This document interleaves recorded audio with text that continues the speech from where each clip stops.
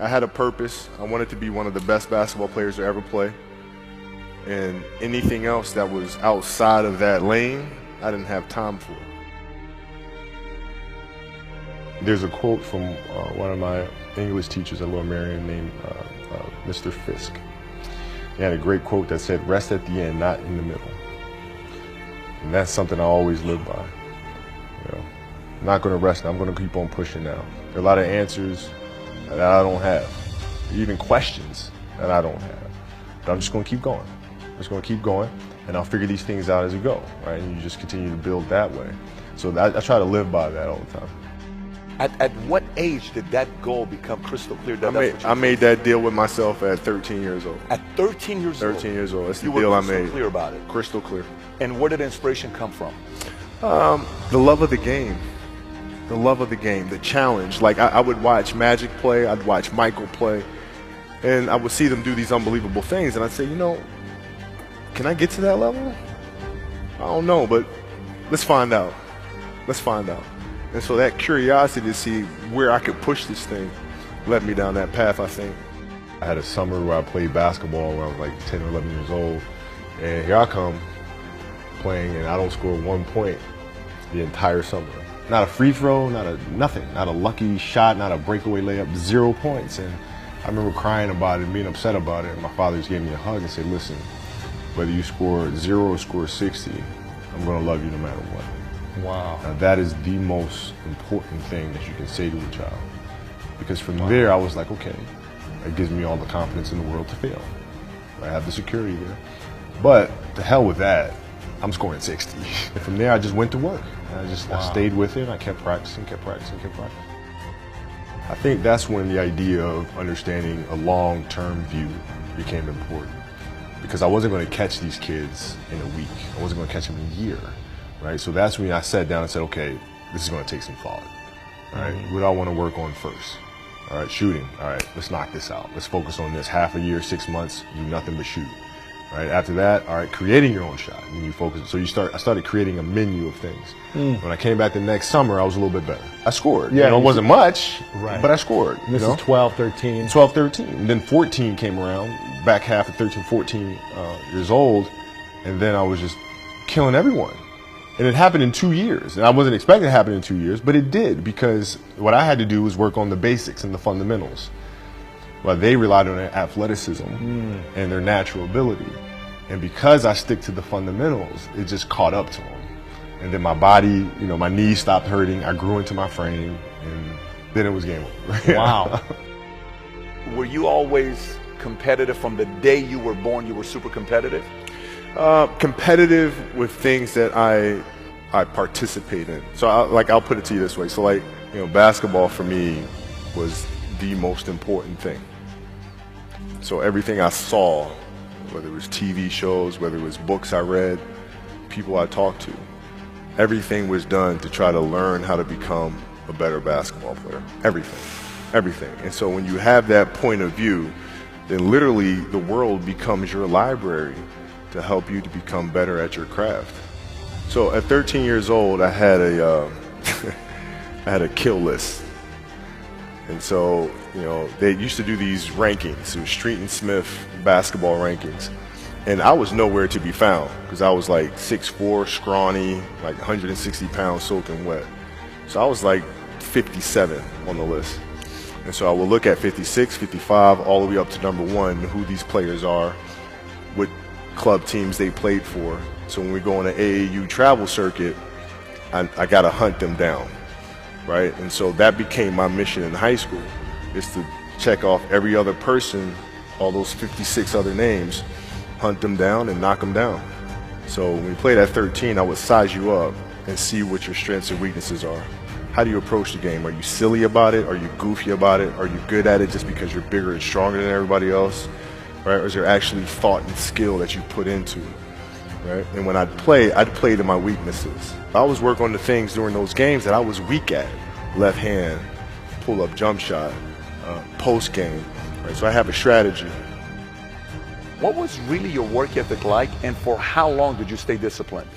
Well, I mean, every day. I mean, since 20 years. It was an everyday process and trying to figure out strengths and weaknesses. For example, jumping ability. Now, my vertical was a 40, it wasn't a 46 or a 45.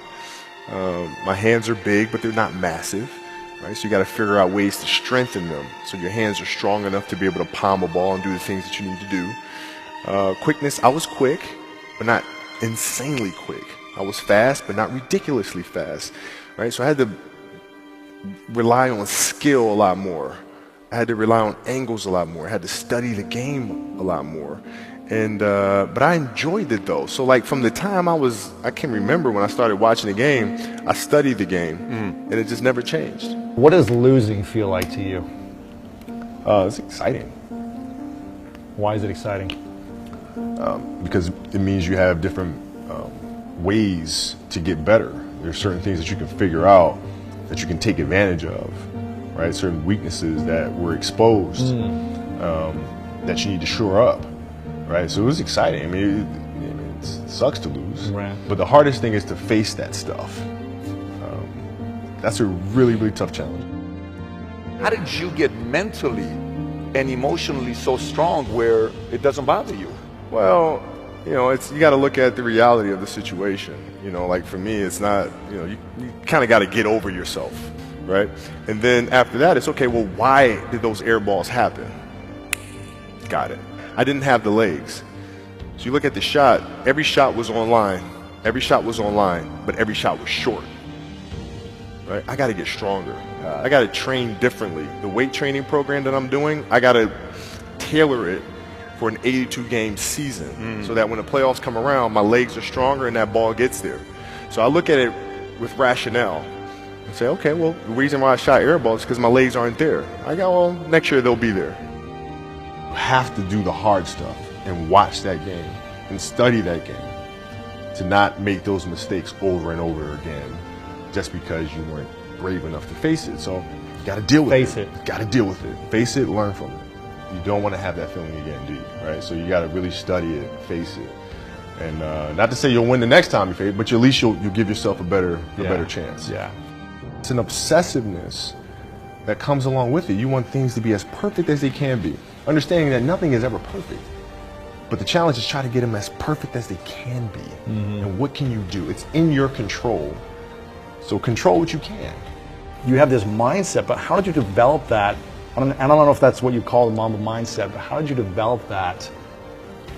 And when did it start? It started in middle school and high school. Because a lot of the kids that I was playing against were inner city kids. And so they're looking at me as if, okay, this kid's soft.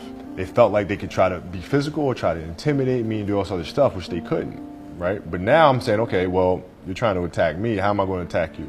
How can I mentally figure out ways to break you down? How can I show you that, no, I have the edge, right? And so that's when it first started for me, is figuring out how to get the upper hand on an opponent that way.